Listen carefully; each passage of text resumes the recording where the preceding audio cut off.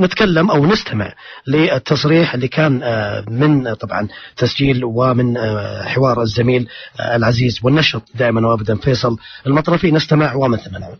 أعتقد أن المباراة بتكون صعبة للفريقين، يعني فريق بنياس جاي للسعودية لحرث نقاط المباراة. يمكن عندنا مدرب خبير في منطقة الخليج، مدرب الهلال، يعرف نقاط ضعف الهلال وقوة الهلال. يمكن الهلال هالسنة ما قدم الموسم المطلوب، لكن الهلال من كبار آسيا، يعني يعتبر فريق مهم في هذه البطولة.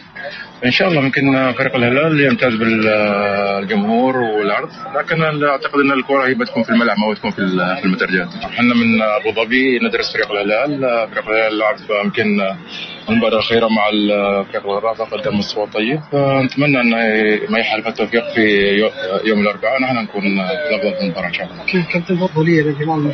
أكيد هذا ممكن بدايتهم نوعا ما الأفضلية، بس أنا نفس ما قلت لك الكرة هي في أرض الميدان، الكرة مش في المدرجات. احنا نمتلك يمكن عناصر لاعبين المنتخب الأولمبي، عناصر شابة، وعندنا محترفين على مستوى عالي، وعندنا مدرب كبير. إن شاء الله نتغلب على فريق الهلال تكتيكيا. لا ما راح تأثر.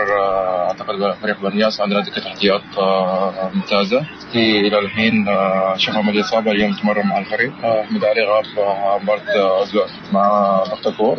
أعتقد أن الفريق جاهز كل لاعبين. أعتقد أن ياسر ما يخفى عن فريق بنياس، قابل فريق بنياس مرتين في الدوري الإماراتي ويعرف فريق الهلال. أعتقد أنه هو شاد في فريق بنياس، ممكن يقول أن فريق بنياس يمتاز تكتيكيا من أفضل الفرق في الإمارات. نتمنى يكون هذا الكلام صحيح في المباراة. المشجعين لا يجونا المطار مشجعين من النصر ويعزرون الفريق. أعتقد أن هذا شيء إيجابي للفريق، يعني فريق بنياس أول سنة يتأهل هذه المرحلة من 16 فريق في آسيا. أعتقد بيكون خصم صعب. وش قالوا بالضبط؟